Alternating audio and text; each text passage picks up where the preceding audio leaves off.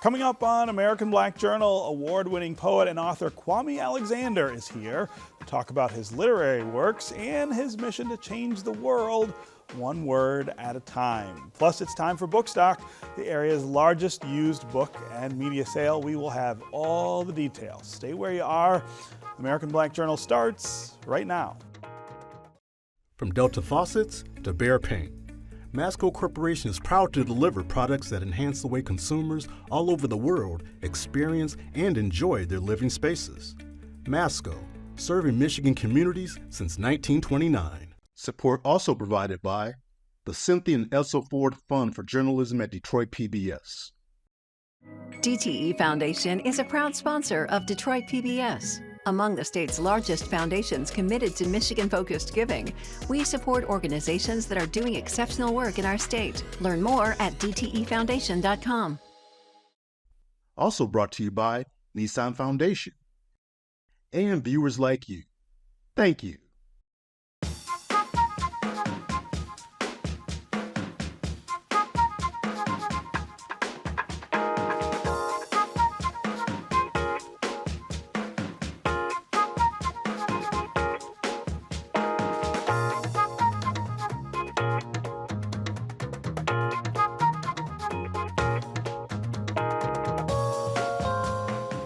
Welcome to American Black Journal. I'm your host, Stephen Henderson. My first guest is an award-winning author, poet, producer, and educator, a real Renaissance man in the literal sense. Kwame Alexander is the New York Times best-selling author of 44 books, including The Crossover, The Undefeated, How Sweet the Sound, and The Door of No Return. His writings include poetry, stories for young people, and books about African-American trailblazers. I am really pleased to welcome Kwame Alexander to American Black Journal. It is great to have you here. It's great to be here. It's great to have you take time out from writing books to sit and talk about writing books, because at the pace you're going, I mean, I just can't imagine you have time for anything else, and somehow you've managed to squeeze all these other things in too. Well, you know what's interesting is I love talking. Yeah. I began my career as an actor. Yeah. Like that's where I started, and at a place called Virginia Tech. And I auditioned for plays and didn't get cast. And I said, okay, well, I got to figure this out. And so I began writing plays to cast myself. Right. So the writing happened as a result of that. Yeah. 44 books. I mean, that is an incredible number. Prolific is the word that keeps coming to mind. But there are also the range of things that you're writing about is really broad. Talk about how you get inspiration for these books, and for each one, what's the thing you're trying to accomplish with it? I think ultimately, as Langston Hughes said, I'm trying to distill my human heart into a few words on the page. Yeah. And sometimes that heart is filled with longing and love. And so a love story or a love poem might come out. Other times it's my 2-year-old who won't stop crying. And so I play some jazz music and she stops crying. And so I say, well, let me write a book about Duck Ellington and Mules Davis and teach her about jazz. So it really is about what I'm feeling, what I'm experiencing, what I'm thinking, when I'm dealing with sort of the woes and the wonders of life. And it comes out in various ways. Yeah. Let's talk about the difference between writing poetry and writing stories. Sure. I think of poetry as of course, more subject to rhythm and pacing and the kind of things that you see in music. Sure. More often, and of course, stories can do that too. Right. But it's a very different process. Oh, absolutely. I mean, you think about it like this: with prose, you have a lot of words at your disposal. Yes. You know, you can go on as long as you want. With poetry, you have to capture sort of the heavy things that are happening in just a few words. And so it requires more conciseness.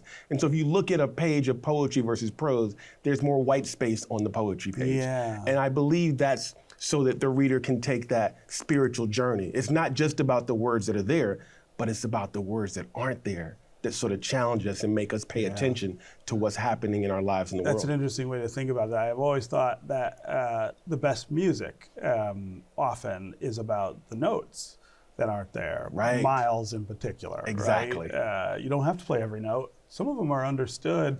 I guess poetry is the same. I mean, look, you could tell, and I did. I told a woman that I loved her, over and over.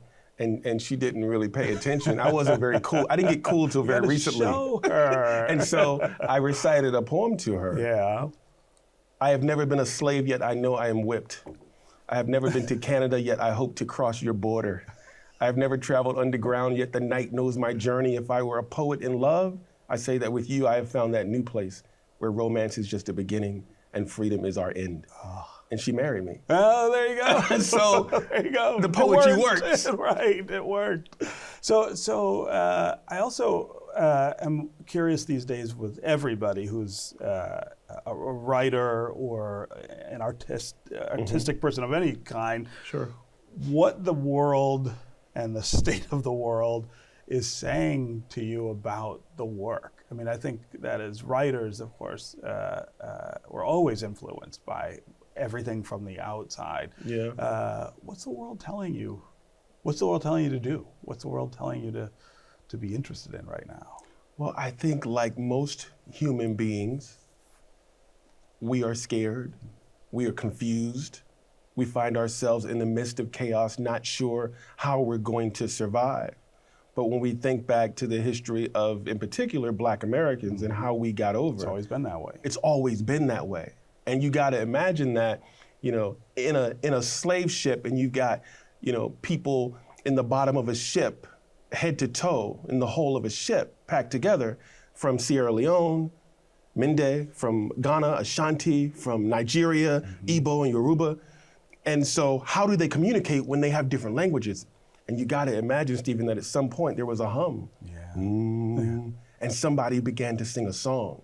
And it was these words and this music and this harmony and this melody that helped us get over, that helped us keep the faith. Yeah. And I posit that the words and the songs and the visual melody does that for us. It allows us to be able to deal with the woes and the wonders of the world. It allows us to be able to capture it, to question it.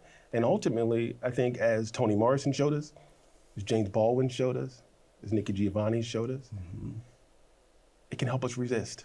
It can help us find the words to resist. And if you want it to become something, you got to say it. Yeah. Fear is an interesting motivator.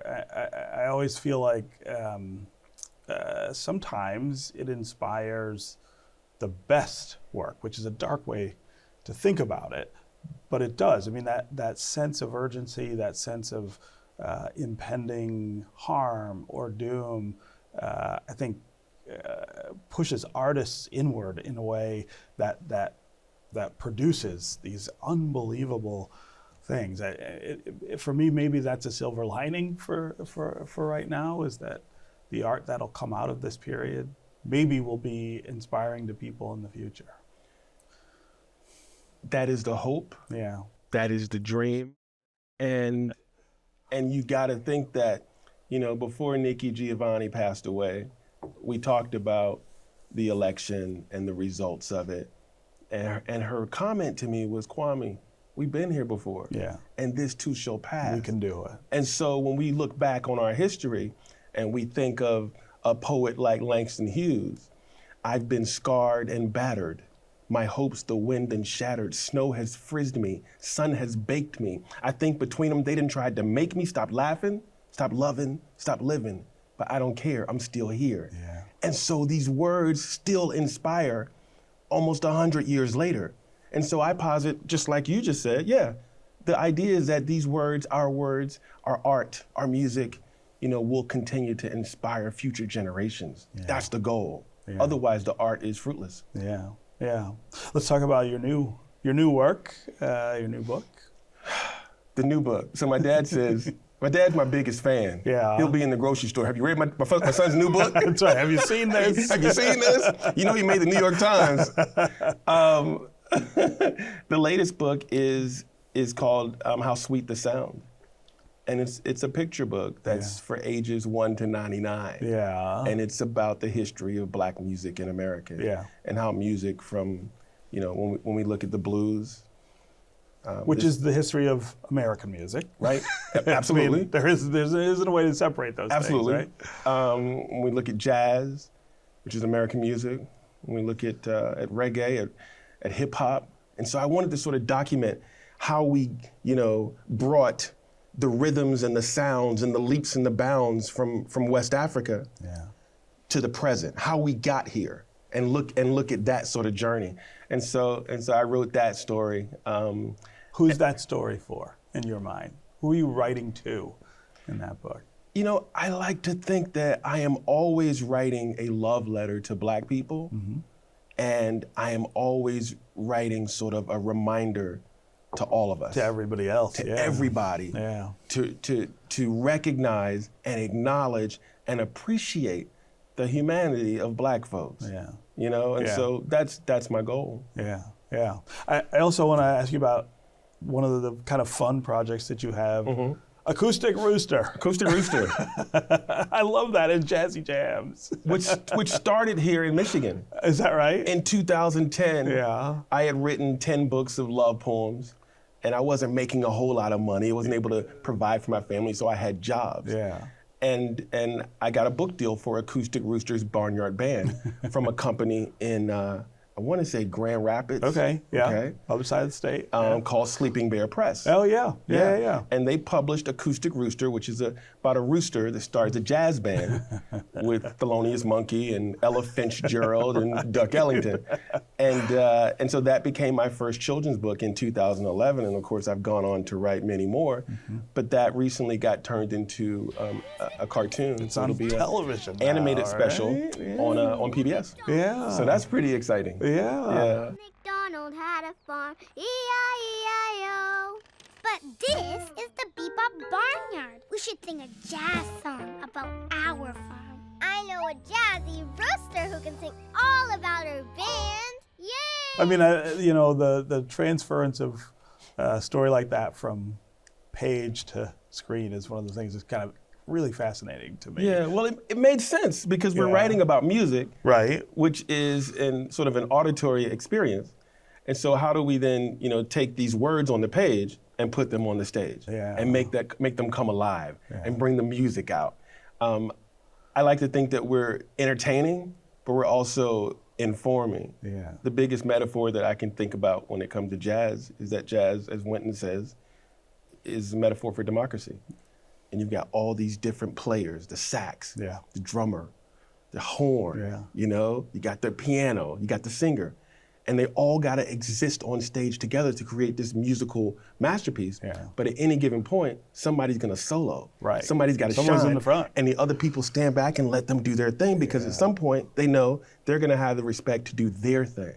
And I think that's a beautiful thing. That's a great analogy. We're trying to teach kids a lot of these things, I think, through the show. Yeah. So you say your dad is your biggest fan, but I'm imagining that your daughter might be a bigger fan, especially because of things like Acoustic Rooster, right? Right. Well, I got two daughters. Yeah. I got a 34-year-old and a 16-year-old. Okay. So I figured I'd try it one more time, see if I can get it right. Yeah, right. And the 34-year-old just had her first child, and his name is Langston. So I'm old now. There I'm a grandfather. Right. And so I think my daughters have always been primary inspiration for me. Yeah. But now, Stephen, I got a whole new sort of lease on life with Langston, who's 8 months old. Oh my goodness. And so I got all kinds of new ideas and inspiration. So when people ask me, where do you get inspired? It's definitely from the children. Yeah. The mind of an adult begins in the imagination of a child. Absolutely. Yeah. All right. Kwame Alexander, it was delightful to have you here in Detroit and on American Black Journal. Thanks for coming by. Thank you for hosting me. Yeah. And a footnote, you can see Kwame Alexander's recent appearance at the Charles H. Wright Museum on pbsbooks.org. Coming up next, we'll talk about this year's Bookstock sale. But first, here's a clip from a 1997 American Black Journal episode that features the late author E. Lynn Harris. I want to move right into talking about your phenomenal success, particularly your first book, Invisible Life, an incredible success story. The book was originally self-published. You took the responsibility of marketing that book and getting it out. Why is that? Well, it was rejected by every publisher I sent it to, including the eventual publisher, Doubleday and Anchor Books. And it was a change of career for me in 1991. And when the rejection letters kept coming, even though I was used to it and having been a salesman, I just didn't like the way it felt in terms of this was something that was personal, something that had come from me. And I felt like it was a market out there. There hadn't been a book out on the market in the African American community like Invisible Life, and I just felt necessary to get it out there before someone else did it.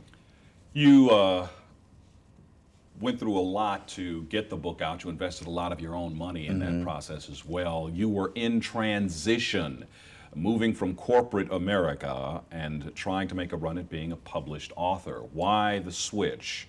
Because I learned or decided at that point in my life that writing was really my passion. I wasn't happy with my life, and that included career, personal, and what have you. And in 1991, I guess the new beginning of the decade, I decided I wanted to make some changes. And one of them was to have a job that I absolutely loved doing. Metro Detroit's biggest used book and media sale is back for its 21st year. Bookstock returns to Laurel Park Place in Livonia for 1 week, beginning on April 27th. Nearly 400,000 gently used books, DVDs, CDs, books on tape, and vinyl records are going to be on sale at bargain prices. Proceeds benefit literacy and education projects here in the Detroit and the Tri-County area. There is also an essay contest for fourth graders in the Detroit Public Schools Community District. Joining me now is the district's Deputy Superintendent and Bookstock's Honorary Chancellor, Alycia Meriweather, along with last year's contest winner, Damir Archer, and his teacher at Mary McLeod Bethune Elementary Middle School, Kenneth Powers. Welcome, all of you, to American Black Journal. Thank you. 21 years of Bookstock. I say that every year when you guys come on, that I can't believe how long we've been doing this, but I really can't believe 21 years. 21 years, and honestly, it's getting bigger and better every year. And the contest that our students participate in, I think, has gotten bigger and better every year, too. Yeah.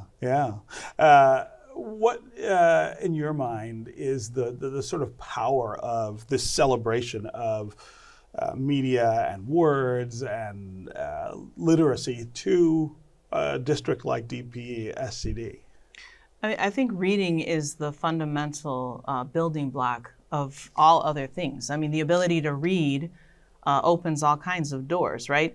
Not only can you read information, which increases your knowledge about subjects, but you can read about places that exist that maybe you'd like to visit, and places of the imagination that I think sparks your thinking in different ways. And so, to me, anything that we can do to promote literacy, reading, the love of reading and writing is a win. Yeah. So Bookstock has been a great partner with the Bookstock contest, but also we've also partnered to have classes go to Bookstock, and they got Bookstock bucks, and we're able to pick out books and take those back to their homes. So I just think all of what's connected to Bookstock is a win. Honestly. Yeah. Kenneth, talk about how this contest kind of plays out in the school at Bethune. Okay, it plays out very well. It really motivates students to write, and it gets them more engaged. We had students this year go to the contest too this year. The student who was our runner-up is Promise Lewis. So it's great. You know, it gets the kids engaged, it gets them focused, and also the element of competition. Yeah, they like that. I'm sure they like that. They enjoy that. How does this integrate into the curriculum there in terms of how you're teaching kids, not just to read, but of course to use the language in many different ways, right? For sure. Right now we're focusing on writing paragraphs and writing essays. So students know that they have to write more than just one sentence. And they use the information from the books as far as how the author writes and use that as a model. So that's, very well. Yeah. So Damir, tell me about what you wrote last year that won the essay contest. I wrote an essay about the book named Weirdo. It was about a kid named Weirdo. He moved into a new town and a new school, and people was making fun of him because of his name and his dad's name. Uh-huh. And so what was it about that story that made you want to write about it? Because it was bullies, and we need less bullies. We don't That's need for all sure, those. right? And so what did you write in your essay? What did you say about it? When he was getting bullied, a new student came in and helped him get popular and fit in. Yeah. So, Damir, tell me about books and how important they are to you. Books like Weirdo. Do you spend a lot of time reading and thinking about stories? No, actually, I've been paying attention to like martial arts. Ah, yeah. I want to own my own business in martial arts studios. Wow.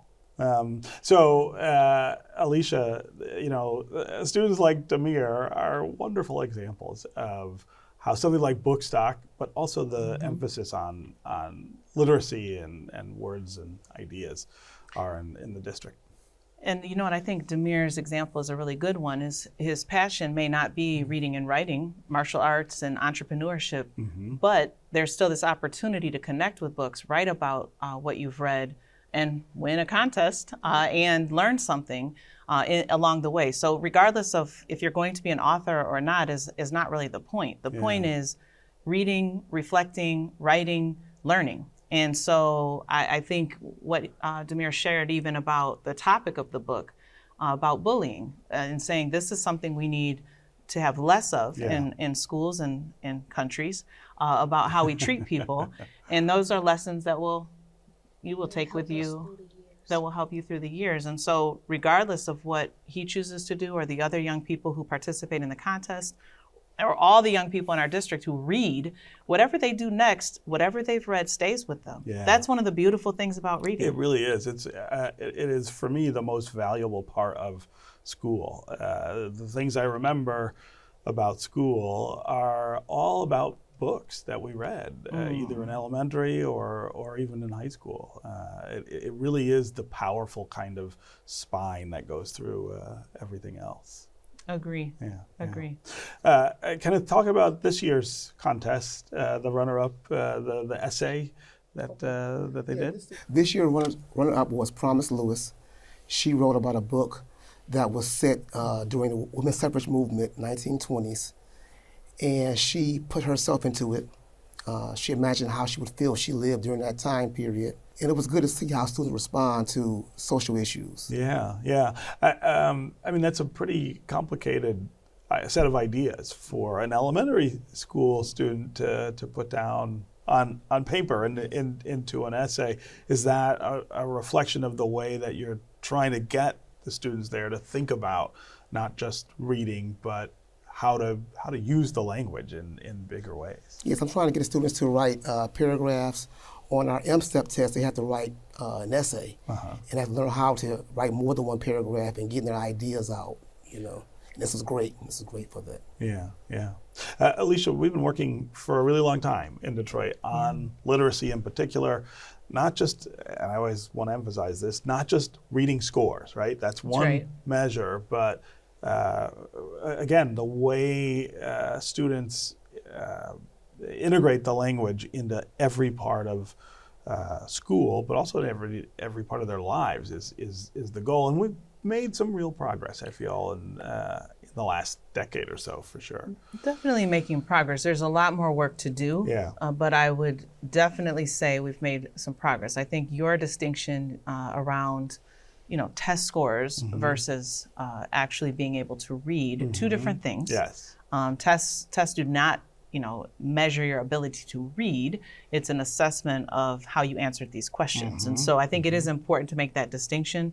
When we're trying, from pre-K all the way up through high school, trying to integrate basically pieces of literature that are of interest. So trying to look at what books, what articles, what pieces would be more interesting for young people to read, looking at different genres, A few years ago, we revamped the curriculum completely, and I think some of those changes have really had a positive impact in the classroom. And we continue to work. There's a lot of work to be done, not just in Detroit Public Schools, but in the city of Detroit, state of Michigan, our country, around really moving towards proficiency in reading and learning, really. I mean, just be a lifelong learner. Right. We want to inspire young people that when they leave Detroit Public Schools, they read whatever they want to the rest of their lives and continue to learn. Yeah, and we've changed the way in the district that we're teaching reading in the last decade, is that right? There have been some significant changes. I think one of the biggest changes is actually around reading intervention and the hiring of academic interventionists and a program called Orton Gillingham, which is really around working with young people who are having challenges deciphering and understanding what they're reading and giving them really effective strategies. And we have seen some movement in that space too. Congratulations again on the essay that you wrote last year. And of course, congratulations on 21 years of Bookstock. Yeah. All right, that's going to do it for us this week. You can find out more about our guests at AmericanBlackJournal.org, and you can connect with us anytime on social media. Take care, and we'll see you next time.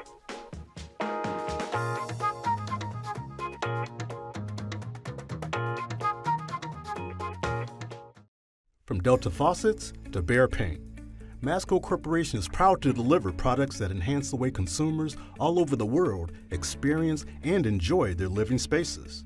Masco, serving Michigan communities since 1929. Support also provided by the Cynthia and Elsa Ford Fund for Journalism at Detroit PBS. DTE Foundation is a proud sponsor of Detroit PBS. Among the state's largest foundations committed to Michigan-focused giving, we support organizations that are doing exceptional work in our state. Learn more at dtefoundation.com. Also brought to you by Nissan Foundation and viewers like you. Thank you.